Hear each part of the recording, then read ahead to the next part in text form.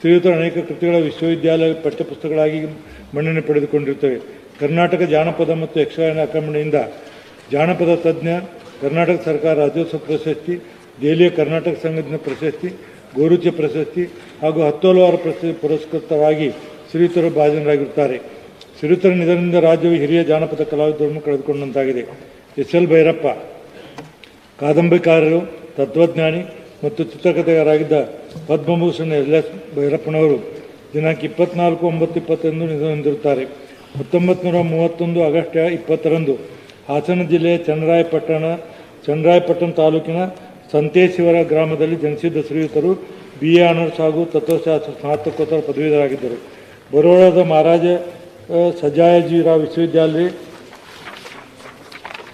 ಸತ್ಯ ಮತ್ತು ಸೌಂದರ್ಯ ಎಂಬ ಪ್ರಬಂಧಕ್ಕೆ PhD ಪದವಿಯನ್ನು ಪಡೆದಿದ್ದರು. ಶ್ರೀಯುತರು ಹುಬ್ಬಳ್ಳಿಯ ಕಾಡ್ಸಿಸು ಕಾಲೇಜು, ಗುಜರಾತ್ನ ಸರ್ದಾರ್ ಪಟೇಲ್ ವಿಶ್ವವಿದ್ಯಾಲಯ, ದೆಹಲಿ NCERT ಮತ್ತು ಮೈಸೂರಿನ ಪ್ರಾದೇಶಿಕ ಶಿಕ್ಷಣ ಕಾಲೇಜಲ್ಲಿ ತರ್ಕ ಮತ್ತು ಮನೋವಿಜ್ಞಾನ ಉಪನ್ಯಾಸಕರಾಗಿ ಕಾರ್ಯನಿರ್ವಹಿಸಿ 1991ರಲ್ಲಿ ನಿವೃತ್ತರಾಗಿದ್ದರು.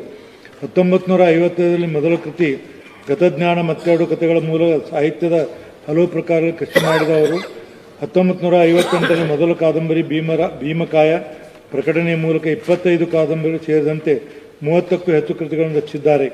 ಶ್ರೀಯುತರ ಕೃತಿಗಳನ್ನು ಇಂಗ್ಲಿಷ್, ಕನ್ನಡ ಮತ್ತು ಸಂಸ್ಕೃತ ಭಾಷೆಯಲ್ಲಿ ಪ್ರಕಟಿಸಲಾಗಿದೆ.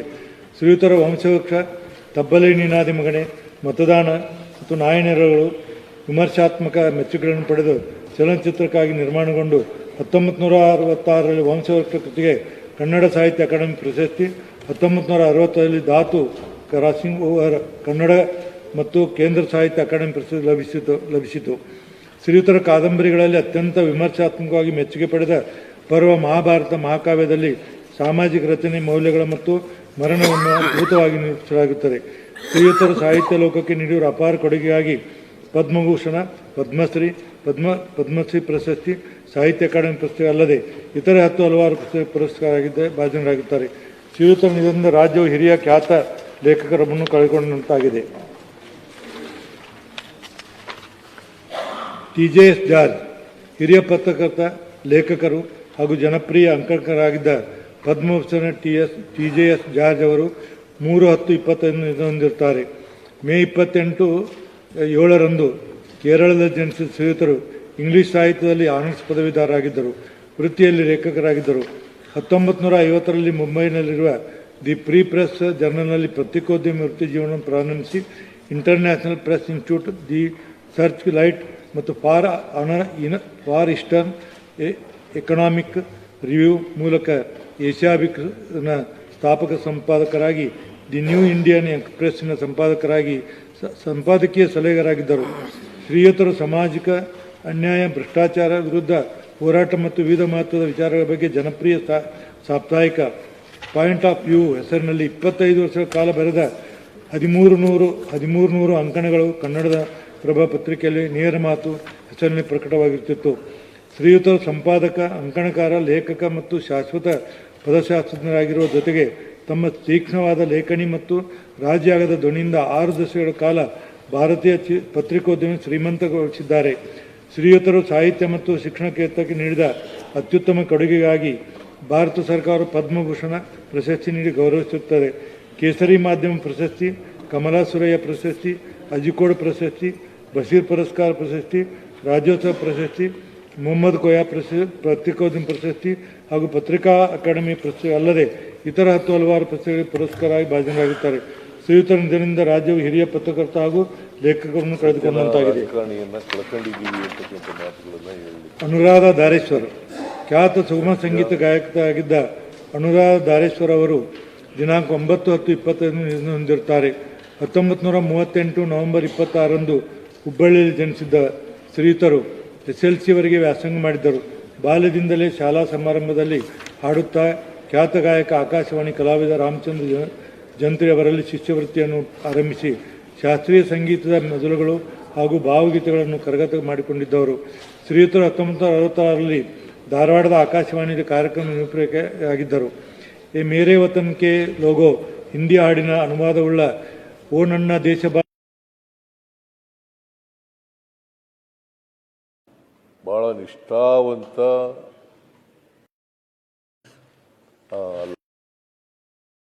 ಹೊಟ್ಟೋದ್ರ ಒಬ್ಬನೇ ಭಯ ಪಡದೇ ಇರೋನು. ಪಟ್ಟಣ ತಾಲೂಕಿನ ವಿದ್ಯಾಲಯದಿಂದ ಅತ್ಯಂತ ಸರಳ ವ್ಯಕ್ತಿತ್ವರಾಗಿದ್ದ ಶ್ರೀಯುತರು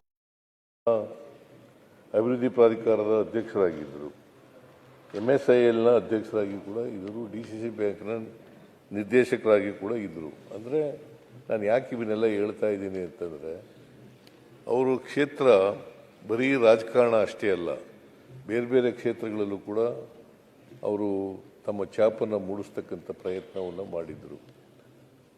ಅವರು ನಿಜ ಹೇಳಬೇಕು ಅಂತಂದರೆ ನನ್ನ ಅನುಯಾಯಿ ಅಂತಲೇ ಹೇಳಬೇಕು ಅವ್ರಿಗೆ.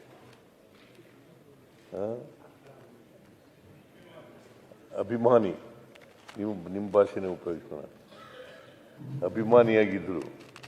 ಕೊನೆಯವರೆಗೂ ಕೂಡ ನಾನು ಜನತಾ ಪಾರ್ಟಿ, ಜನತಾದಳ, ಕಾಂಗ್ರೆಸ್ನಲ್ಲಿದ್ದಾಗಲೂ ಕೂಡ ನನ್ನ ಜೊತೆಲೇ ಇದ್ದರು. ಮತ್ತು ನಾವು ಏನು ಹೇಳಿದ್ರು ಕೂಡ ಅವರು ಅದಕ್ಕೆ ವಿರುದ್ಧವಾಗಿ ನಿರ್ಣಯ ಮಾಡ್ತಕ್ಕಂಥದ್ದಾಗಲಿ ತೀರ್ಮಾನ ಮಾಡ್ತಕ್ಕಂಥದ್ದಾಗಲಿ ಮಾಡ್ತಿರಲಿಲ್ಲ. ಅಷ್ಟರ ಮಟ್ಟಿಗೆ ಲಾಯಲ್ ಆಗಿದ್ದರು ಅಂತಕ್ಕಂಥ ಮಾತುಗಳನ್ನು ಹೇಳಲಿಕ್ಕೆ ಬಯಸ್ತಾ ಇದ್ದೇನೆ. ಒಬ್ಬ ನಿಷ್ಠಾವಂತ ರಾಜಕಾರಣಿಯನ್ನು ಇವತ್ತು ನಾವು ಕಳ್ಕೊಂಡಿದ್ದೀವಿ. ಭಾಳ ದೀರ್ಘಕಾಲ ರಾಜಕಾರಣ ಮಾಡಿದ್ದಾರೆ. 89ರಲ್ಲಿ ಶಾಸಕರಾದದ್ದು, ಆಮೇಲೆ 94ರಲ್ಲಿ ಮಿನಿಸ್ಟರ್ ಆದರು, 96ರಲ್ಲಿ ಲೋಕಸಭಾ ಸದಸ್ಯರಾದರು. ಬಾಗಲಕೋಟೆ ಅಂತ ಕ್ಷೇತ್ರದಲ್ಲಿ ಮೇಟಿ ಅಂತೆಯವರು ಗೆಲ್ಲೋದಿದೆಯಲ್ಲ, ಸುಲಭದ ಕೆಲಸ. ನಾನು ಯಾಕೆ ಈ ಮಾತನ್ನ ಹೇಳ್ತಾ ಇದ್ದೀನಿ ಅಂತಂದರೆ, ಅಷ್ಟರ ಮಟ್ಟಿಗೆ ಎಲ್ಲ ಜನರ ಜೊತೆಲೂ ಕೂಡ ಭಾಳ ಜಾತ್ಯತೀತ ವ್ಯಕ್ತಿ ಮೇಟಿಯವರು. ಹಾಗಾಗಿ ಬರೀ ಕುರುಬ ಅವರನ್ನು ಪ್ರೀತಿಸ್ತಾ ಇದ್ರು, ಗೌರವಿಸ್ತಾ ಇದ್ರು, ಅಭಿಮಾನದಿಂದ ಕಾಣ್ತಾ ಇದ್ರು. ಹಾಗಾಗಿ ಅವರು ಒಬ್ಬ ಜಾತ್ಯತೀತ ರಾಜಕಾರಣಿ ಅಂತಕ್ಕಂಥ ಮಾತುಗಳನ್ನು ಹೇಳಲಿಕ್ಕೆ ಬಯಸ್ತಾ ಇದ್ದೇನೆ. ಅವರು ನಮ್ಮನ್ನು ಅಗಲಿದ್ದಾರೆ. ಅವರ ಆತ್ಮಕ್ಕೆ ಚಿರಶಾಂತಿ ದೊರಕಲಿ ಅಂತೇಳಿ ನಾನು ಒಂದು ಸಾರಿ 96ರಲ್ಲಿ ಅಲ್ಲಿ ಸರ್ವೆ ಮಾಡಿಸಿದ ಬಾಗಲಕೋಟೆಯಲ್ಲಿ ಪಾರ್ಲಿಮೆಂಟ್ಗೆ ಅಂತಕ್ಕಂಥ ಸರ್ವೆ. ಇವ್ರಿಗೆ ಪಾಪ ಅಷ್ಟೊಂದು ಹಿಂದಿ ಬರ್ತಾ ಇರಲಿಲ್ಲ. ನಾನು ನಿಂತ್ಕೊಳ್ಳಿ ಭೇಟಿಯವರೇ, ನೀವು ನಿಂತ್ಕೊಳ್ಳಿ, ನೀವೇ ಗೆಲ್ಲೋದು ಅಂತ ಸರ್ವೆನಲ್ಲಿದೆ, ನಿಂತ್ಕೊಳ್ಳಿ ಅಂತ ಹೇಳಿದ ತಕ್ಷಣವೇ 96ರಲ್ಲಿ ಮರು ಮಾತಾಡದೇನೆ ಪಾರ್ಲಿಮೆಂಟ್ ಚುನಾವಣೆಗೆ ನಿಂತು.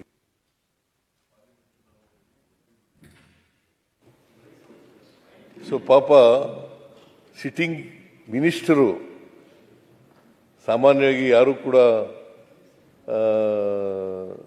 ಸಿಟ್ಟಿಂಗ್ ಮಿನಿಸ್ಟರ್ ಆಗಿ ಪಾರ್ಲಿಮೆಂಟಿಗೆ ಹೋಗಿ ನಿಂತ್ಕೊಳ್ತಕ್ಕಂಥ ಸಾಹಸದ ಪ್ರವೃತ್ತಿಯನ್ನು ಪ್ರದರ್ಶನ ಮಾಡೋಕ್ಕೆ ಹೋಗ್ತಿರ್ಲಿಲ್ಲ. ಆದರೆ ಇವರು ನನ್ನ ಮಾತುಗೂ ಪಾರ್ಲಿಮೆಂಟಿಗೆ ನಿಂತ್ಕೊಂಡು ಮಂತ್ರಿನೂ ಹೋಯಿತು, ಅಫ್ಕೋರ್ಸ್ ಪಾರ್ಲಿಮೆಂಟ್ ಮೆಂಬರ್ ಆದರು, ಮಂತ್ರಿ ಸ್ಥಾನ ಕಳ್ಕೊಂಡ್ರು. ಸೊ ಅವರು 5 ವರ್ಷ ಮಂತ್ರಿ ಆಗಿರ್ತಿದ್ರು. ಸರಿ ಕೇಳಿಸ್ತಾ ಇಲ್ವೇನೆಯ? ಕೇಳಿಸ್ತಾ ಇಲ್ವಾ ನಿನಗೆ ಅಥವಾ ಅವ್ರಿಗ?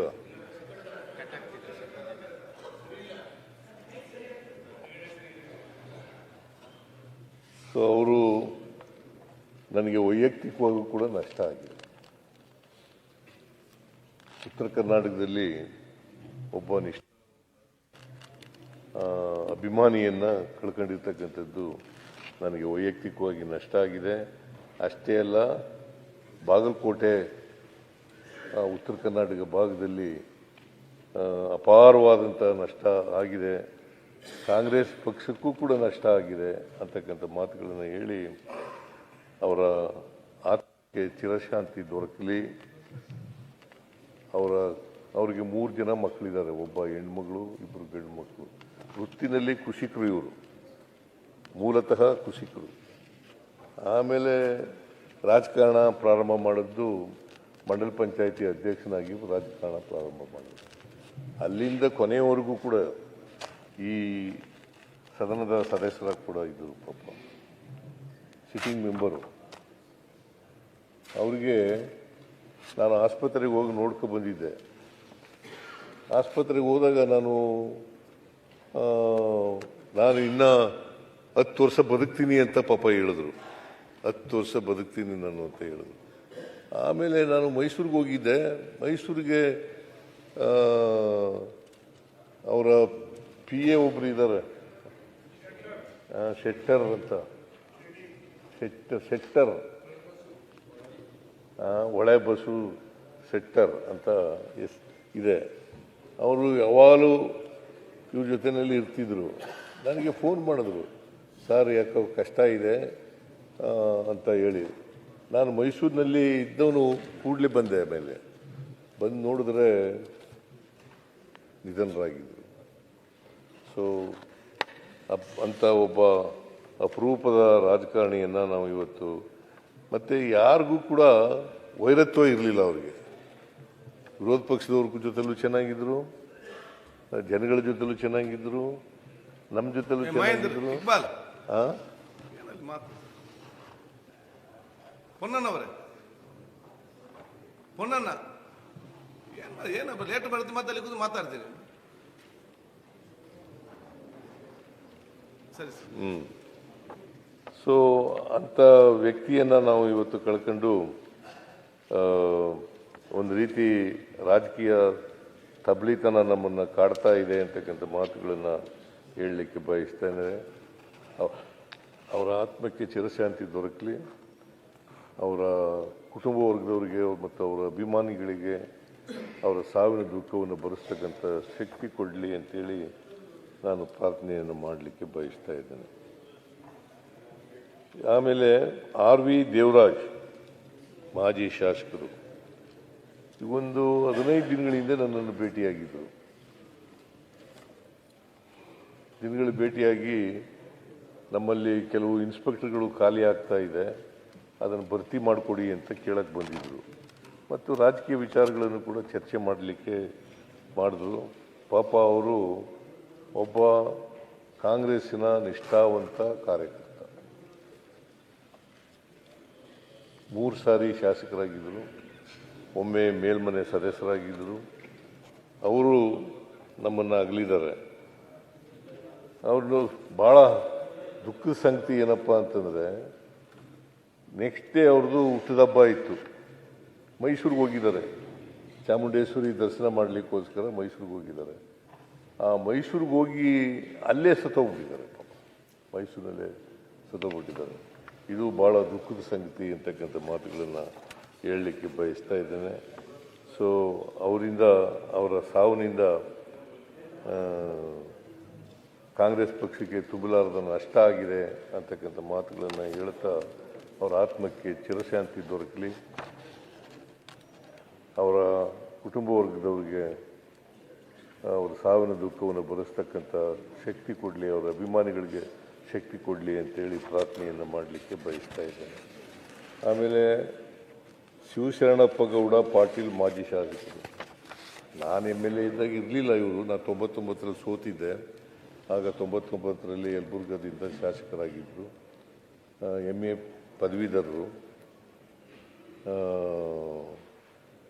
ಮತ್ತು ಅನೇಕ ಕೃಷಿಕರಾಗಿದ್ದರೂ ಕೂಡ ಅನೇಕ ಸಂಘ ಸಂಸ್ಥೆಗಳಲ್ಲಿ ಕೆಲಸ ಮಾಡ್ತಾ ಇದ್ದಂಥವರು. ಅವರು ನಮ್ಮನ್ನು ಅಗಲಿದ್ದಾರೆ ಇತ್ತೀಚೆಗೆ.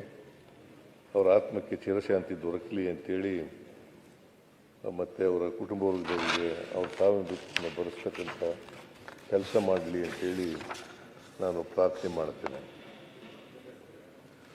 ಆಮೇಲೆ ಸಾಲುಮರದ ತಿಮ್ಮಕ್ಕ, ಇವರು 114 ವರ್ಷ ಬದುಕಿದರು. 114 ವರ್ಷ ಬದುಕಿದರು. ಇವರು ತುಮಕೂರು ಜಿಲ್ಲೆ ಕುಬ್ಬಿ ತಾಲೂಕಿನವರು, ನಿಮ್ಮ ಜಿಲ್ಲೆಯವರು. ಅವರು ಪಾಪ ಮಕ್ಕಳಿರಲಿಲ್ಲ. ಮರಗಿಡಗಳನ್ನೇ ಮಕ್ಕಳು ಅಂತ ಸಾಕ್ತಾ ಇದ್ರು.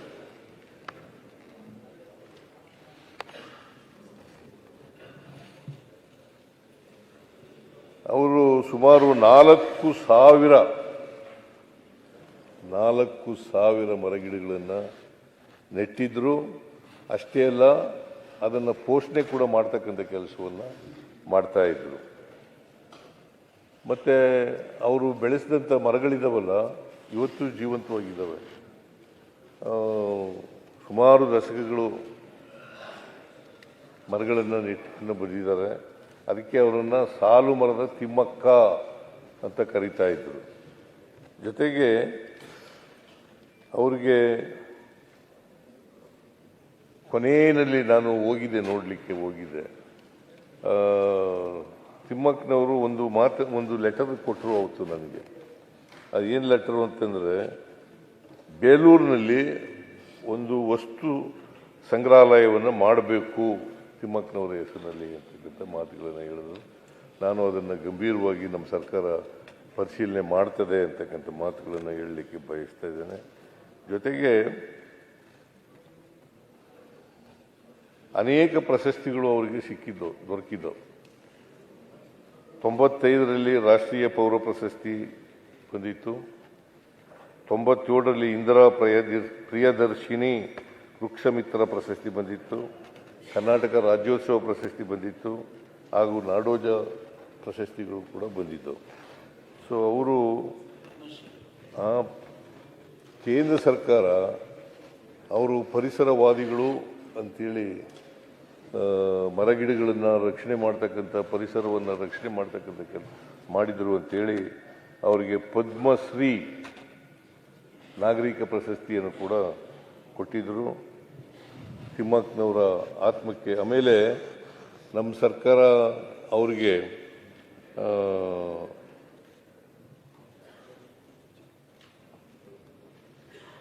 ಪರಿಸರದ ಬಗೆಗಿನ ಅತೀವ ಕಾಳಜಿಯನ್ನು ಪರಿಗಣಿಸಿ ಸರ್ಕಾರವು ಇವರಿಗೆ ಸಂಪುಟ ದರ್ಜೆ ಸ್ಥಾನಮಾನ ನೀಡಿ ಪರಿಸರ ರಾಯಭಾರಿಯನ್ನಾಗಿ ಮಾಡಿತ್ತು. ಆಮೇಲೆ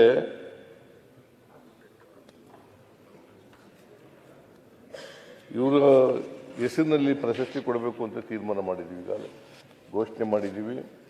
ನಾವು ಮುಂದಿನ ವರ್ಷದಿಂದ ಅವರ ಹೆಸರಿನಲ್ಲಿ ಒಂದು ಪರಿಸರ ಸಂಬಂಧಪಟ್ಟಂತೆ ಒಂದು ಪ್ರಶಸ್ತಿಯನ್ನು ಕೂಡ ಕೊಡಬೇಕು ಅಂತ ತೀರ್ಮಾನ ಮಾಡಿದ್ದೀವಿ. ಅದನ್ನು ಈಗಾಗಲೇ ನಾನು ಘೋಷಣೆ ಮಾಡಿದ್ದೇನೆ.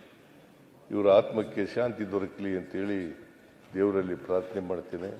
ಇವರ ಅಭಿಮಾನಿಗಳಿಗೆ, ಇವರ ಸಂಬಂಧಿಕರಿಗೆ ಇವರ ಸಾವಿನ ದುಃಖವನ್ನು ಭರಿಸ್ತಕ್ಕಂಥ ಶಕ್ತಿ ಕೊಡಲಿ ಅಂತೇಳಿ ಪ್ರಾರ್ಥನೆಯನ್ನು ಮಾಡ್ತೇನೆ. ಪದ್ಮಭೂಷಣ ಎಸ್.ಎಲ್. ಭೈರಪ್ಪ ಹಿರಿಯ ಸಾಹಿತಿ. ಇವರು ಕರ್ನಾಟಕ ಕಂಡಂಥ, ದೇಶ ಕಂಡಂತೆ ಅಂತ ಹೇಳ್ಬೋದು. ಒಬ್ಬ ಹಿರಿಯ ಸಾಹಿತಿ ಅಷ್ಟೇ ಅಲ್ಲ, ಒಬ್ಬ ಶ್ರೇಷ್ಠ ಕಾದಂಬರಿಕಾರ. ಸುಮಾರು 25 ಕಾದಂಬರಿಗಳನ್ನು ಅವರು ಬರೆದಿದ್ದಾರೆ. ಅವರು ಹಳ್ಳಿನಲ್ಲಿ ಹುಟ್ಟಿದದ್ದು. ಎಂಥ ಊರು ಅದು? ಸಂತೆ ಶಿವಾರ ಗ್ರಾಮದಲ್ಲಿ ಜನಿಸಿದ್ರು. ಚನ್ನರಾಯಪಟ್ಟಣ ತಾಲೂಕು, ಹಾಸನ ಜಿಲ್ಲೆ ಅಲ್ಲಿ ಹುಟ್ಟಿದ್ರು. ಬಟ್ ಬಹಳ ಬಡತನದ ಕುಟುಂಬದಲ್ಲಿ ಬದುಕಿದ್ರು. ಬಡತನದ ಕುಟುಂಬದಿಂದ ಬಂದಿದ್ದಂಥವರು. ಆದರೂ ಕೂಡ ಕನ್ನಡದಲ್ಲಿ MA ಮಾಡಿದರು. ಅಲ್ಲ, ಕನ್ನಡದಲ್ಲಿ ಅಂತೀನಿ, ಇದು ಎಂಥದ್ದು, ಫಿಲಾಸಫಿನಲ್ಲಿ MA ಮಾಡಿದರು. ಅವರಿಗೆ ಚಿನ್ನದ ಪದಕ ದೊರಕಿತ್ತು. ನಮ್ಮ ಮೈಸೂರಿನಲ್ಲಿ ವಾಸ ಇದ್ದರು.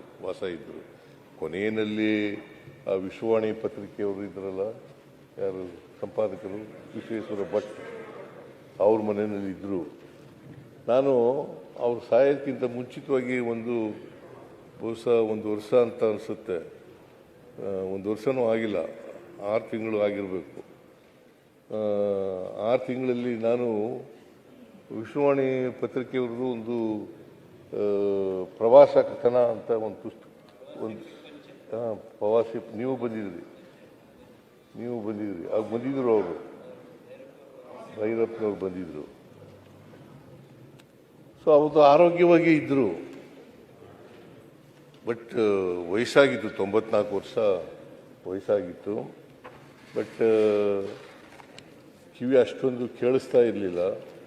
ಬಟ್ ಇನ್ನು ಬಾಕಿಯೆಲ್ಲ ಮೆಂಟಲ್ ಫ್ಯಾಕಲ್ಟಿ ಎಲ್ಲ ಭಾಳ ಚೆನ್ನಾಗಿತ್ತು. ಅಂಥವರು ಆಮೇಲೆ ಇಂಗ್ಲೀಷ್ನಲ್ಲಿ ರಚಿಸಿದ ಸತ್ಯ ಮತ್ತು ಸೌಂದರ್ಯ ಎಂಬ ಮಹಾಪ್ರಬಂಧಕ್ಕೆ ಬರೋಡದ ಮಹಾರಾಜ ಸಯಾಜಿರಾವ್ ವಿಶ್ವವಿದ್ಯಾಲಯದಿಂದ ಡಾಕ್ಟರೇಟ್ ಪದವಿ ಕೂಡ ಸಿಕ್ಕಿತ್ತು. ಸತ್ಯ ಮತ್ತು ಸೌಂದರ್ಯ ಎಂಬ ಆಮೇಲೆ ಅಖಿಲ ಭಾರತ ಕನ್ನಡ ಸಾಹಿತ್ಯ ಸಮ್ಮೇಳನದ 67ನೇ ಅಧ್ಯಕ್ಷರಾಗಿದ್ದರು. ಕನಕಪುರದಲ್ಲಿ ನಡೆದಿತ್ತು. ನಾನು 99ರಲ್ಲಿ ಹೋಗಿದ್ದೆ. ಸಿಂಧಿಯಾ ಅವರು ಇದನ್ನು ಏರ್ಪಾಡು ಮಾಡಿದ್ದರು ಕನಕಪುರದಲ್ಲಿ. ಜಯೇಶ್ ಪಟೇಲರು ಮುಖ್ಯಮಂತ್ರಿಯಾಗಿದ್ದರು. ಆಗ ನಾನು ಡೆಪ್ಟಿ ಚೀಫ್ ಮಿನಿಸ್ಟರ್ ಆಗಿದ್ದೆ. ನಾನು ಕೂಡ ಸಮ್ಮೇಳನದಲ್ಲಿ ಭಾಗಿಯಾಗಿದ್ದೆ. ಸಮ್ಮೇಳನದ ಅಧ್ಯಕ್ಷರಾಗಿದ್ದರು ಅಂತಕ್ಕಂಥ ಮಾತುಗಳನ್ನು ಹೇಳಲಿಕ್ಕೆ ಬಯಸ್ತಾ ಇದ್ದೇನೆ. ಆಮೇಲೆ ನೀವು ಆಗಲೇ ಹೇಳದಂತೆ ಅನೇಕ ಕಾದಂಬರಿಗಳನ್ನು ಬರೆದಿದ್ದಾರೆ. ಬಹಳ ಜನಪ್ರಿಯವಾದಂಥ ಕಾದಂಬರಿಗಳು. ಅವ್ರ ಕಾದಂಬರಿಗಳು ಇಂಗ್ಲೀಷ್ ಭಾಷೆಗೆ ತರ್ಜುಮೆ ಆಗಿದ್ದಾವೆ. ಅಷ್ಟೇ ಅಲ್ಲ, ಬೇರೆ ಭಾಷೆಗಳಿಗೂ ಕೂಡ ತರ್ಜುಮೆ ಆಗಿದ್ದಾವೆ. ಪರ್ವ, ಗೃಹಭಂಗ, ವಂಶವೃಕ್ಷ, ನೆಲೆ, ಸಾಕ್ಷಿ, ನಾಯಿ ನೆರಳು, ತಬ್ಬಲಿ, ನೀನಾದೆ ಮಗನೆ, ದಾಟು, ಧರ್ಮಶ್ರೀ, ಪರ್ವ, ಬಿತ್ತಿ ಸೇರಿದಂತೆ ಹಲವಾರು ಕಾದಂಬರಿಗಳನ್ನು ಕೂಡ ಬರೆದಿದ್ದಾರೆ.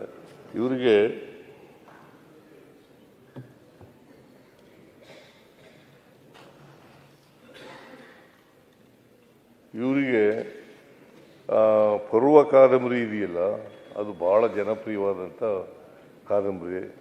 ನಾನು ಕೆಲವು ಮಾತ್ರ ಓದಿದ್ದೀನಿ, ಎಲ್ಲನೂ ಓದೋಕ್ಕಾಗಿಲ್ಲ. ಅವರ ಕಾದಂಬರಿಗಳನ್ನೆಲ್ಲ ಓದೋಕ್ಕಾಗಿಲ್ಲ, ಕೆಲವು ಮಾತ್ರ ಓದಿದ್ದೀನಿ.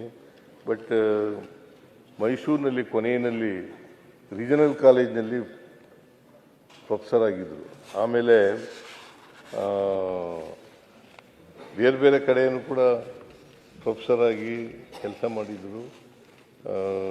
NCERT ಅದರಲ್ಲೂ ಕೂಡ ಇದ್ದರು ಅಂತಕ್ಕಂಥ ಮಾತುಗಳನ್ನು ಹೇಳಲಿಕ್ಕೆ ಬಯಸ್ತಾ ಇದ್ದೇನೆ. ಕೊನೆಗೆ ಅಂತಿಮವಾಗಿ ರೀಜನಲ್ ಕಾಲೇಜು ಮೈಸೂರಿನಲ್ಲಿ ಸೆಟ್ಲ್ ಆಗಿದ್ದರು. ಅವರು ಅಲ್ಲಿ ಲೆಕ್ಚರರ್ ಆಗಿ, ಪ್ರೊಫೆಸರ್ ಆಗಿ ಕೆಲಸ ಮಾಡ್ಕೊಂಡಿದ್ದರು.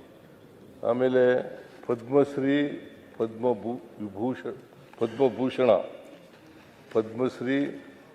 ಪದ್ಮಭೂಷಣ, ಸರಸ್ವತಿ ಸಮ್ಮಾನ್, ಆಮೇಲೆ ಕನ್ನಡ ಸಾಹಿತ್ಯ ಅಕಾಡೆಮಿ ಪ್ರಶಸ್ತಿ, ಕೇಂದ್ರ ಸಾಹಿತ್ಯ ಅಕಾಡೆಮಿ ಪ್ರಶಸ್ತಿ, ಪಂಪ ಪ್ರಶಸ್ತಿ, NTR ರಾಷ್ಟ್ರೀಯ ಪ್ರಶಸ್ತಿ, ಡಾಕ್ಟರ್ ಬೆಟಗೇರಿ ಕೃಷ್ಣಸಮ ಪ್ರಶಸ್ತಿ ಸೇರಿದಂತೆ ಹಲವಾರು ಪ್ರಶಸ್ತಿಗಳಿಗೆ ಭಾಜನರಾಗಿದ್ದರು. ಅಂದರೆ ಅವರು ಒಳ್ಳೆ ವಿದ್ಯುತ್ತನ್ನು ಪಡ್ಕೊಂಡಿದ್ದರು. ಹಳ್ಳಿನಲ್ಲಿ ಹುಟ್ಟಿದ್ರು ಕೂಡ ವಿದ್ವಾಂಸರಾಗಿ ಇದ್ದರು ಅಂತಕ್ಕಂಥ ಮಾತುಗಳನ್ನು ಹೇಳಲಿಕ್ಕೆ ಬಯಸ್ತಾ ಇದ್ದೇನೆ. ಅವರಿಗೆ ಇವರು ಭೈರಪ್ಪನವರು ಭಾಳ ಸರಳವಾದಂಥ ವ್ಯಕ್ತಿ. ಅವರಿಗೆ ಯಾಕಂತಂದ್ರೆ ಐಡಿಯಾಲಜಿಕಲಿ ನಮಗೆಲ್ಲ ಡಿಫ್ರೆನ್ಸ್ ಇದ್ದರೂ ಕೂಡ ಅವರು ಕಾದಂಬರಿಕಾರ, ಒಳ್ಳೆ ಶ್ರೇಷ್ಠ ಕಾದಂಬರಿಕಾರ ಅಂತಕ್ಕಂಥ ಗೌರವ ಇತ್ತು. ಹಾಗಾಗಿ ನಾನು ಅವರು ಶವ ನೋಡೋಕ್ಕೂ ಕೂಡ ಹೋಗಿದ್ದೆ ನಾನು. ಮತ್ತು ಎಲ್ಲ ಸರ್ಕಾರದ ಗೌರವಗಳೊಡನೆ ಅವ್ರನ್ನ ಮಾಡ್ತಕ್ಕಂಥ ಕೆಲಸ ಮಾಡಿದ್ದೆ. ಅವ್ರನ್ನ ಸ್ಮಾರಕ ಮಾಡ್ತೀವಿ ಅಂತ ಹೇಳಿದ್ವಿ. ಮೈಸೂರಿನಲ್ಲಿ ಅವರ ಸ್ಮಾರಕ ಮಾಡ್ತೀವಿ ಅಂತ ಹೇಳಿದ್ದೀವಿ. ಸ್ಮಾರಕ ಕೂಡ ಮಾಡ್ತೇವೆ ಅಂತಕ್ಕಂಥ ಮಾತುಗಳನ್ನು ಈ ಸಂದರ್ಭದಲ್ಲಿ ಹೇಳಲಿಕ್ಕೆ ಬಯಸ್ತಾ ಇದ್ದೇನೆ. ಅವರ ಆತ್ಮಕ್ಕೆ ಚಿರಶಾಂತಿ ದೊರಕಲಿ. ಅವರ ಕುಟುಂಬ ವರ್ಗದವರು, ಅವ್ರ ಮಡದಿ ಇನ್ನೂ ಬದುಕಿದ್ದಾರೆ, ಅವರಿಬ್ಬರು ಮಕ್ಕಳುಗಳು ಬದುಕಿದ್ದಾರೆ. ಅವರಿಗೆ ಅವರ ಸಾವಿನ ದುಃಖವನ್ನು ಭರಿಸ್ತಕ್ಕಂಥ ಶಕ್ತಿ ಕೊಡಲಿ, ಅವರ ಅಭಿಮಾನಿಗಳಿಗೆ ಶಕ್ತಿ ಕೊಡಲಿ ಅಂತೇಳಿ ಪ್ರಾರ್ಥನೆಯನ್ನು ಮಾಡಲಿಕ್ಕೆ ಬಯಸ್ತಾ ಇದ್ದೇನೆ. ಆಮೇಲೆ MS ಉಮೇಶ್, ಇವರು ಮೈಸೂರಿನವರು,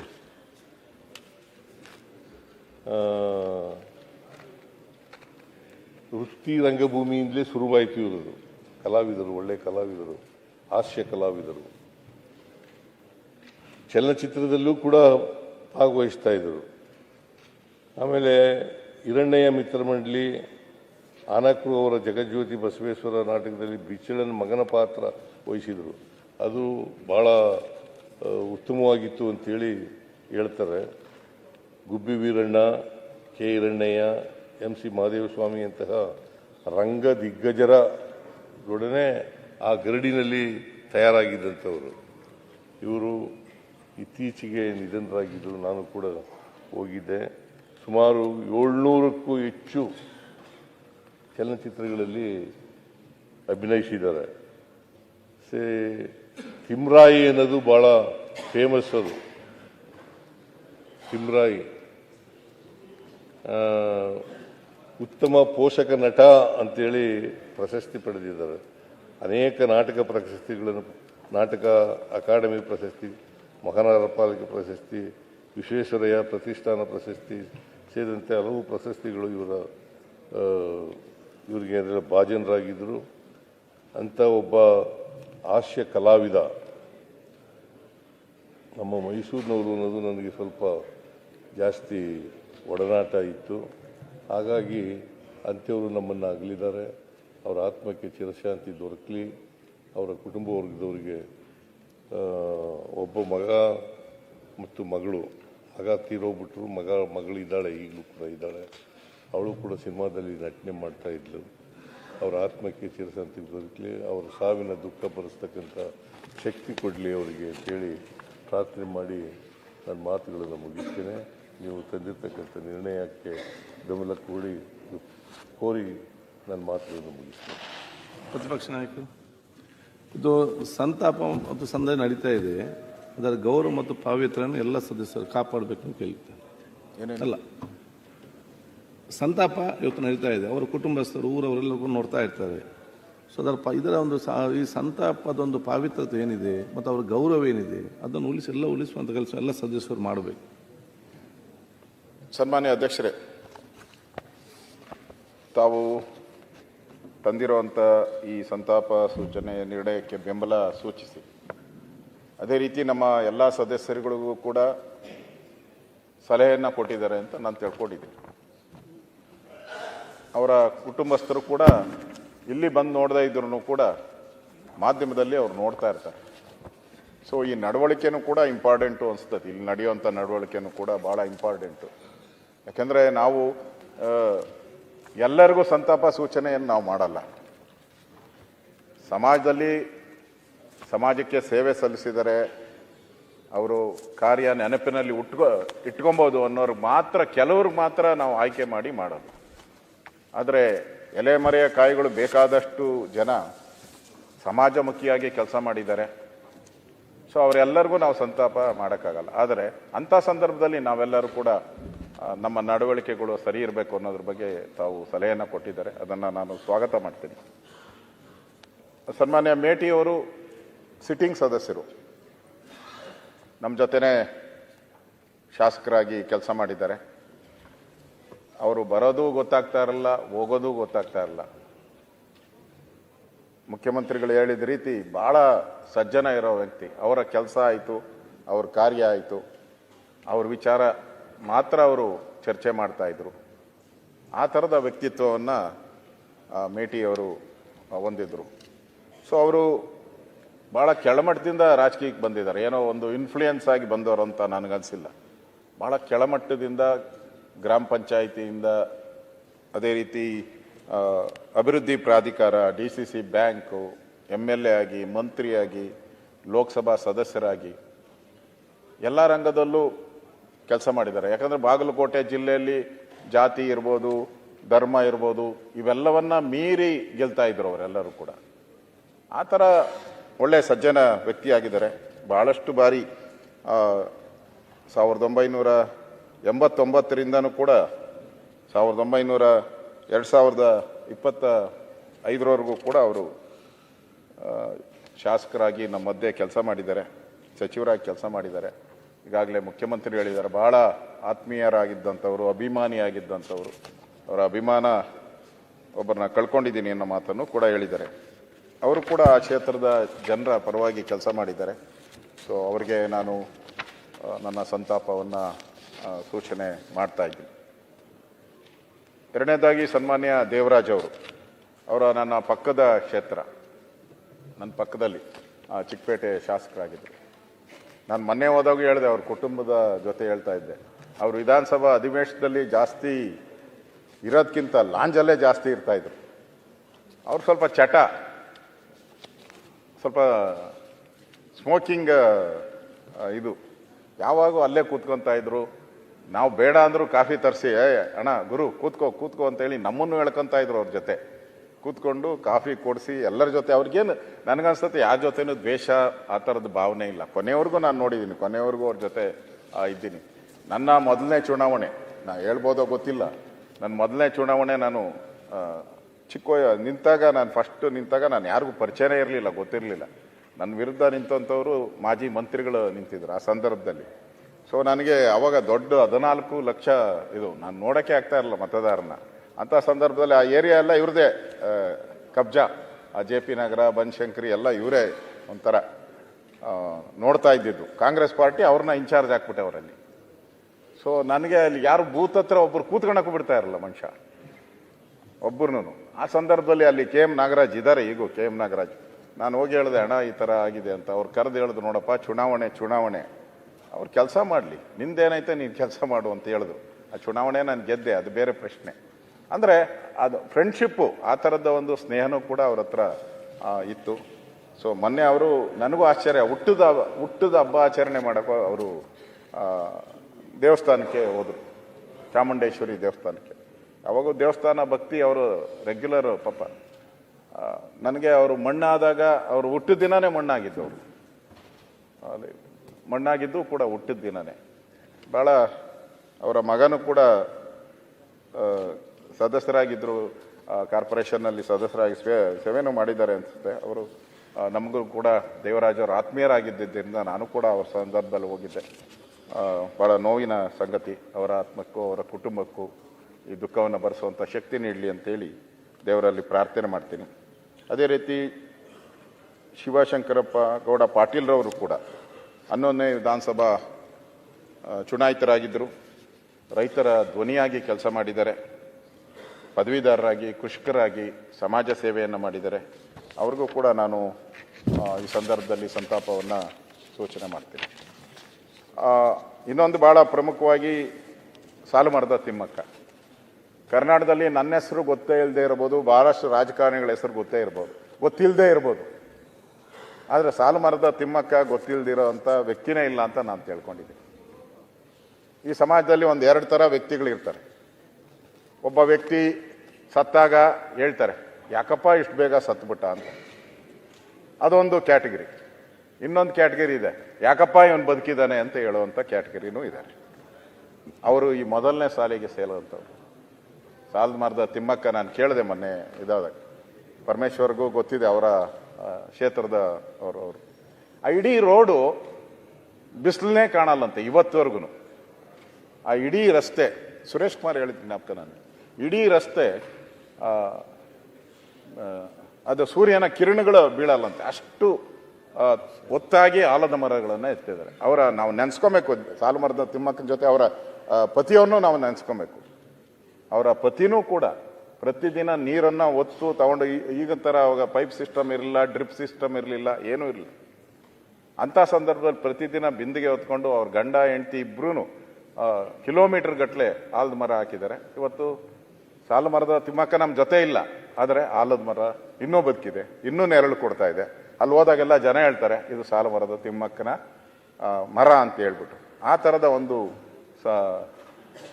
ನೆನಪಿಟ್ಕೊಳ್ಳೋ ಅಂತ ಸಾಕ್ಷಿ ಗುಡ್ಡೆಯನ್ನು ನಿರ್ಮಾಣ ಮಾಡಿದಂಥ ಒಬ್ಬ ತಾಯಿ ಸಾಲುಮರದ ತಿಮ್ಮಕ್ಕನವರು. ಅವ್ರಿಗೆ ಈಗಾಗಲೇ ಮುಖ್ಯಮಂತ್ರಿಗಳು ಹೇಳಿದ್ದಾರೆ, ಅವರ ಹೆಸರಲ್ಲಿ ಪ್ರಶಸ್ತಿಯನ್ನು. ಒಳ್ಳೆಯದು, ಈ ಥರ ಸಮಾಜಮುಖಿಯಾದಂಥ ಕೆಲಸವನ್ನು ಮಾಡಿದಂಥವ್ರಿಗೆ ಗೌರವ ನಾವ್ಯಾಕೆ ಸಲ್ಲಿಸ್ಬೋದು ಅಂದರೆ ಇದ್ರ ಮುಖಾಂತರನೇ ಸ್ವಲ್ಪ ಅವ್ರ ನೆನಪು ಉಳಿಬೇಕು, ಸದಾ ಉಳಿಬೇಕು. ಅವ್ರಿಗೆ ಪ್ರಶಸ್ತಿಗಳು ಲೆಕ್ಕನೇ ಇಲ್ಲ, ಅಷ್ಟು ರಾಜ್ಯ ಇರ್ಬೋದು, ಕೇಂದ್ರ ಇರ್ಬೋದು, ಎಲ್ಲ ಪ್ರಶಸ್ತಿಯನ್ನು ಅವರಿಗೆ ಕೊಟ್ಟಿದ್ದಾರೆ. ಪದ್ಮಶ್ರೀ ಕೂಡ ಬಂದಿದೆ, ನಾಡೋಜ ಪ್ರಶಸ್ತಿ ಬಂದಿದೆ. ನಾನು ಅವರ ಸರ್ಕಾರ ಕೂಡ ಅವರ ರಾಯಭಾರಿಗೆ ನೇಮಕ ಮಾಡಿದ್ದಾರೆ. ನಮ್ಮ ಬೇಲೂರು ನಮ್ಮ ಸುರೇಶ್ ಅವರು ಒಂದು ನನಗೂ ಪತ್ರ ಕೊಟ್ಟಿದ್ದಾರೆ. ಅವರ ಸ್ಮಾರಕ ಅವರ ಹೆಸರಲ್ಲಿ ಒಂದು ಕೆಲಸ ಆಗಬೇಕು, ವಸ್ತು ಸಂಗ್ರಹಾಲಯ ಆಗಬೇಕು ಅನ್ನೋ ಮಾತನ್ನು ನಮ್ಮ ಸುರೇಶ್ ಅವರು ಕೂಡ ಹೇಳಿದ್ದಾರೆ. ಮುಖ್ಯಮಂತ್ರಿಗಳು ಕೂಡ ಅದನ್ನು ಘೋಷಣೆ ಮಾಡ್ತಾರೆ ಅನ್ನೋ ವಿಶ್ವಾಸ ನನಗಿದೆ. ಅವರ ಕುಟುಂಬ ಅಂತ ಹೇಳಿದ್ರೆ ನಾನು ಅವ್ರ ಕುಟುಂಬದವ್ರಿಗೆ ಏನು ಸಲ್ಸೋಕ್ಕಾಗಲ್ಲ. ನಾನು ಅವ್ರ ಕುಟುಂಬ ಅಂದರೆ ಇಡೀ ಕರ್ನಾಟಕ ಅವ್ರ ಕುಟುಂಬ. ಕರ್ನಾಟಕದ ಜನ ಎಲ್ಲನೂ ಕೂಡ ದುಃಖ ವ್ಯಕ್ತ ಮಾಡಿದ್ದಾರೆ. ಅವರ ಅಭಿಮಾನಿಗಳಿಗೆ ನನ್ನ ಸಂತಾಪವನ್ನು ನಾನು ಸೂಚನೆ ಮಾಡ್ತಾ ಇದ್ದೀನಿ. ಇನ್ನು SL ಭೈರಪ್ಪನವರು ಭಾಳ ಸಾಹಿತ್ಯ ಲೋಕದಲ್ಲಿ ಅವ್ರನ್ನ ಭಾಳ ದೊಡ್ಡ ಹೆಸರು ಅವ್ರದ್ದು. ಅವರ ಮಾತೆ ಒಂಥರ, ನಾನು ಹಲವಾರು ಬಾರಿ ಭೇಟಿ ಮಾಡಿದ್ದೀನಿ. ಒಳ್ಳೆ ಕಡ್ಡಿ ತುಂಡಾದ ರೀತಿ ಮಾತಾಡುವಂಥ ಒಬ್ಬ ಸಾಹಿತಿ ಅವರು. ಏನೇ ವಿಚಾರಗಳಿದ್ರೂ ಕೂಡ ಧೈರ್ಯವಾಗಿ ಯಾವುದೇ ಮುಲಾಜಿಲ್ಲದೆ ಮಾತಾಡ್ತಾ ಇದ್ರು. ಅವರು ಕೂಡ ಒಳ್ಳೆ ವಿದ್ಯಾರ್ಥಿಯಾಗಿ, ಪದವೀಧರರಾಗಿ ಹಲವಾರು ಕಾದಂಬರಿಗಳನ್ನು ಕೂಡ ಬರೆದಿದ್ದಾರೆ. ಅವರ ವಂಶವೃಕ್ಷ, ತಬ್ಬಲಿ ನೀನಾದ ಮಗನೇ, ನಾನು ಸಿನಿಮಾ ನೋಡಿದ್ದೀನಿ, ಇವೆರಡು ಸಿನಿಮಾನೂ ನಾನು ನೋಡಿದ್ದೀನಿ. ವಂಶವೃಕ್ಷ ಮತ್ತು ತಬ್ಬಲಿ ನೀನಾದ ಮಗನೇ ನೋಡಿದ್ದೀನಿ. ಇವೆಲ್ಲನೂ ಕೂಡ ವಿಮರ್ಶೆ ಮಾಡುವಂಥ ಚಿತ್ರಗಳು. ನಾವು ಹೋಗಿ ಈ ಸಿನಿಮಾಗಳು ನೋಡ್ತಿರಲ್ಲ, ಏನು ಫೈಟಿಂಗು, ಇವು ಬಾಂಬ್ ಹಾಕೋದು, ಈ ಥರದ ಸಿನಿಮಾಗಳಲ್ಲ, ವಿಮರ್ಶೆ ಮಾಡೋದು. ಅಂದರೆ ಸಮಾಜದಲ್ಲಿ ಏನು ತಪ್ಪುಗಳಿದೆ, ಏನು ಅನ್ಯಾಯ ನಡೀತಾ ಇದೆ, ಅದರ ಪ್ರತಿಬಿಂಬವಾಗಿ ಅವರ ಈ ಸಿನಿಮಾಗಳು ಬಂದಿದ್ದು. ಅಂದರೆ ಜನ ವಿಮರ್ಶೆ ಮಾಡಬೇಕು, ಇದನ್ನು ನಮ್ಮ ಸಮಾಜದಲ್ಲಿ ಈ ಥರದ ಇದೆಯಾ, ಇದನ್ನು ಹೋಗಲಾಡಿಸುವಂಥದ್ದಕ್ಕೆ ಪ್ರಯತ್ನ ಹೆಂಗಾಗಬೇಕು ಅನ್ನೋ ಮಾದರಿ ಹೇಳುವಂಥ ಒಂದು ಚಿತ್ರಗಳನ್ನು ಆ ಸಂದರ್ಭದಲ್ಲಿ ಮಾಡಿದ್ದಾರೆ. ಮತಯಾನ ಇರ್ಬೋದು, ಉತ್ತರಾಖಂಡ ಇರ್ಬೋದು, ನಾಯಿ ನೆರಳು, ಇದು ಭಾಳ ವಿಮರ್ಶೆಗೆ ಒಳಗಾದಂಥ ಕಾದಂಬರಿಗಳು. ಅವ್ರಿಗೂ ಸಹ ಪ್ರಮುಖವಾಗಿ ಅಂತ ಹೇಳಿದ್ರೆ ಸರಸ್ವತಿ ಸನ್ಮಾನ್, ಇದು ಅಪರೂಪದ ಒಂದು ಪ್ರಶಸ್ತಿ. ಈ ಪ್ರಶಸ್ತಿನೂ ಕೂಡ ಸರಸ್ವತಿ ಸನ್ಮಾನ್ ಬಂದಿದೆ. ಅದೇ ರೀತಿ ಪದ್ಮಶ್ರೀ ಇರ್ಬೋದು, ಪದ್ಮವಿಭೂಷಣ ಇರ್ಬೋದು, ಅವ್ರು ಬಂದಿದೆ. ಎಲ್ಲ ಪ್ರಶಸ್ತಿಗೂ ಕೂಡ ಅವರೇನು ಭಾಗಿ ಅಂತ ನಾವು ಹೇಳೋಕ್ಕಲ್ಲ. ಅದೆಲ್ಲ ಪ್ರಶಸ್ತಿ ಕರ್ನಾಟಕಕ್ಕೆ ಬಂದಂಗೆ ನಮ್ಮೆಲ್ಲರಿಗೂ ಸಿಕ್ಕಿದೆ ಅಂತ. ಯಾಕಂದರೆ ಪ್ರಶಸ್ತಿ ಬಂದಾಗ ಅವರು ಕರ್ನಾಟಕದವರು ಅಂತ ಹೇಳ್ತಾರೆ.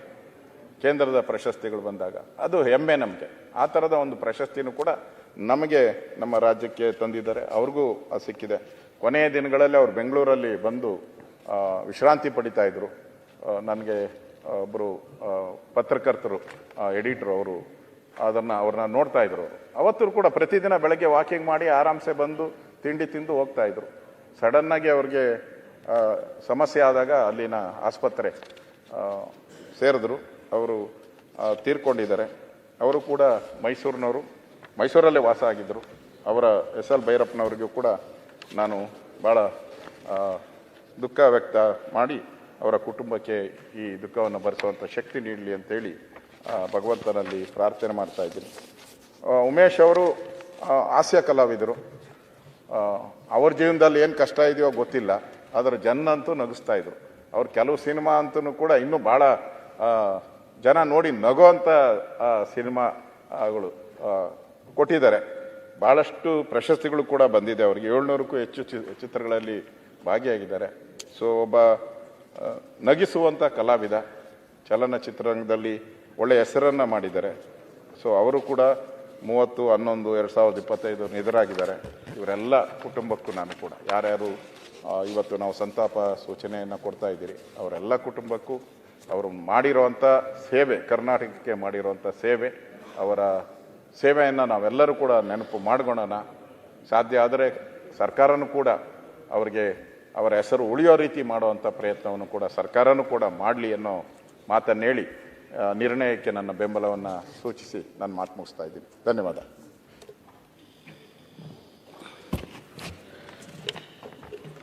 ಮಾನ್ಯ ಅಧ್ಯಕ್ಷರೇ, ತಾವು ತಂದಿರತಕ್ಕಂಥ ಈ ಸಂತಾಪ ಸೂಚನೆಗೆ ನನ್ನ ಬೆಂಬಲವನ್ನು ವ್ಯಕ್ತ ಮಾಡಿ, ಇವತ್ತು ಈ ಸದನ ಪ್ರಾರಂಭವಾಗುವಾಗ ನನಗನ್ನಿಸ್ತು, ಕಳೆದ ಸದನದಲ್ಲಿ, ಅಧಿವೇಶನದಲ್ಲಿ ಸನ್ಮಾನ್ಯ ಮೇಟಿಯವರು ನಮ್ಮ ಜೊತೆಯಲ್ಲಿದ್ದರು. ಅಧಿವೇಶನದಲ್ಲಿ ಕೂಡ ಭಾಗವಹಿಸಿದೆ. ಒಬ್ಬ ಸಾಮಾನ್ಯ ಕುಟುಂಬದಿಂದ ಬಂದಂಥ ವ್ಯಕ್ತಿ ಯಾವ ರೀತಿ ಸಮಾಜ ಸೇವೆಯಲ್ಲಿ ಮೇಲಕ್ಕೆ ಬರ್ಬೋದು ಅನ್ನೋದರ ಒಂದು ನಿದರ್ಶನ ಮೇಟಿಯವರು ಅಂತೇಳಿ ನಾನು ಅಂದ್ಕೊಳ್ತೇನೆ. ಒಂದು ರೈತರ ಕುಟುಂಬದಿಂದ ಬಂದು ಸಾಮಾನ್ಯ ಕುಟುಂಬ, ಅವರೇನು ಅನುಕೂಲಸ್ಥರು ಅಂತ ಹೇಳಿ ನಾನು ಅಂದ್ಕೊಳ್ಳೋದಿಲ್ಲ. ಅಲ್ಲಿಂದ ಪಂಚಾಯಿತಿ, ಮಂಡಳ ಪಂಚಾಯಿತಿ, ಆಗೆಲ್ಲ ಮಂಡಳ ಪಂಚಾಯಿತಿ ಇದ್ದದ್ದು, ಮಂಡಳ ಪಂಚಾಯಿತಿಯ ಸದಸ್ಯರಾಗಿ ಮಂಡಳ ಪಂಚಾಯಿತಿ ಅಲ್ಲಿಂದ ಲೋಕಸಭೆಗೆ ಹೋಗ್ತಾರೆ. ಒಬ್ಬ ಪ್ರಜಾಪ್ರಭುತ್ವದ ವಿಶೇಷತೆ ಏನು ಅಂತೇಳಿದರೆ, ಒಬ್ಬ ಸಾಮಾನ್ಯ ಮನುಷ್ಯ ಕೂಡ ಎಲ್ಲಿಯವರೆಗೂ ಹೋಗ್ಬೋದು, ಪಾರ್ಲಿಮೆಂಟಲ್ಲಿ ಲೋಕಸಭೆಯಲ್ಲಿ ಸದಸ್ಯನಾಗ್ಬೋದು ಅನ್ನೋದಕ್ಕೆ, ಪ್ರಜಾಪ್ರಭುತ್ವದ ಅವಕಾಶಗಳು ಹೇಗೆ ಅನ್ನೋದಕ್ಕೆ ಇದು ನಿದರ್ಶನ. ಇದು ಮೇಟಿಯವರು ನನಗೆ ವೈಯಕ್ತಿಕವಾಗಿ ಭಾಳ ಆತ್ಮೀಯ ಸ್ನೇಹಿತರು. ಅವರು ನಾವು ಬಂದಂಥ ಸಂದರ್ಭದಲ್ಲೇ 89ರಲ್ಲಿ ನಾನು ಮೊದಲನೇ ಬಾರಿಗೆ ಶಾಸಕನಾಗಿದ್ದು. ಅದೇ ಸಂದರ್ಭದಲ್ಲೇ ಅವರು ಕೂಡ ಶಾಸಕರಾಗಿ ಬಂದರು. ಬಹಳ ಸರಳವಾದಂಥ ವ್ಯಕ್ತಿ.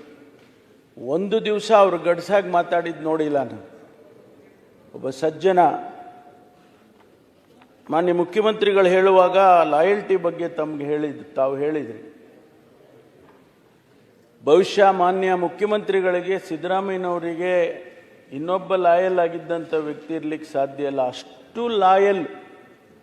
ಅವ್ರಿಗೆ ಗೆರೆ ಹಿಂಗೆ ಹಾಕಿದರೆ ಅದು ದಾಟ್ತಾ ಇರಲಿಲ್ಲ ಅಂತಕ್ಕಂಥದ್ದು. ನನಗೆ 2013ರಲ್ಲಿ ನಾನು ಪ್ರದೇಶ ಕಾಂಗ್ರೆಸ್ ಸಮಿತಿ ಅಧ್ಯಕ್ಷನಿದ್ದೆ. ಮಾನ್ಯ ನಾಯಕರು ಅವತ್ತು ನಮ್ಮ CLP ನಾಯಕರಿದ್ದರು. ನಾವು ಪ್ರತಿ ಕ್ಷೇತ್ರಕ್ಕೂ ಚುನಾವಣೆಯ ಪ್ರಚಾರಕ್ಕೆ ಹೋಗ್ತಾ ಇದ್ದೆವು. ನಮ್ಮ ಅಖಿಲ ಭಾರತ ಕಾಂಗ್ರೆಸ್ ಪಕ್ಷದ ಪ್ರಧಾನ ಕಾರ್ಯದರ್ಶಿಗಳು ನಾವೆಲ್ಲ ಹೋಗ್ತಾ ಇದ್ವಿ. ಬಾಗಲಕೋಟೆಗೆ ಹೋದೋ ನಾವು. ಬಹುಶಃ ಸಂಜೆ 7 ಗಂಟೆ ಆಗಿತ್ತು. ಯಾವ ಕ್ಷೇತ್ರಗಳಲ್ಲೂ ಕೂಡ ನಾವು ಅಭ್ಯರ್ಥಿಯನ್ನು ಪ್ರಕಟಣೆ ಮಾಡ್ತಿರಲಿಲ್ಲ. ಆದರೆ ಬಾಗಲಕೋಟೆಯಲ್ಲಿ ಮಾನ್ಯ CLP ನಾಯಕರು ಅವತ್ತು ಮೇಟಿಯವರಿಗೆ ಟಿಕೆಟ್ ಕೊಡ್ತೀವಿ ಅಂತೇಳಿ ಅನೌನ್ಸ್ ಮಾಡಿಬಿಟ್ರು.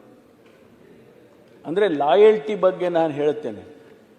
ಅಷ್ಟು ಪ್ರಾಮಾಣಿಕವಾದಂಥ ಒಬ್ಬ ವ್ಯಕ್ತಿ ಬಹುಶಃ ಇನ್ನೊಬ್ಬರು ನಮಗೆ ಕಾಣ್ತಿಲ್ಲ ಅನ್ನುವಂಥದ್ದು. ಅವರು 89ರಲ್ಲಿ ಶಾಸಕರಾಗಿ, 96ರಲ್ಲಿ ಲೋಕಸಭಾ ಸದಸ್ಯರಾಗಿ, ಸಚಿವರಾಗಿ ಭಾಳ ಪ್ರಾಮಾಣಿಕವಾಗಿ ಕೆಲಸವನ್ನು ಮಾಡಿದಂಥವರು ಅಂಥೇಳಿ ನಾನು ಭಾವಿಸ್ತೇನೆ. ಮತ್ತು ಅವರ ಆತ್ಮಕ್ಕೆ ಶಾಂತಿಯನ್ನು ಈ ಸಂದರ್ಭದಲ್ಲಿ ಕೋರ್ತೇನೆ. ಮತ್ತು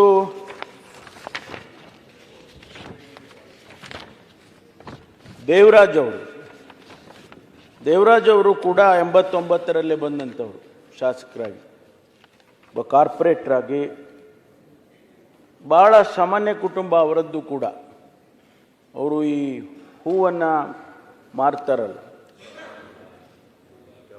ವ್ಯಾಪಾರಸ್ಥರು, ಹೂವಿನ ವ್ಯಾಪಾರಸ್ಥರಾಗಿ ಆ ಸಿಟಿ ಮಾರ್ಕೆಟ್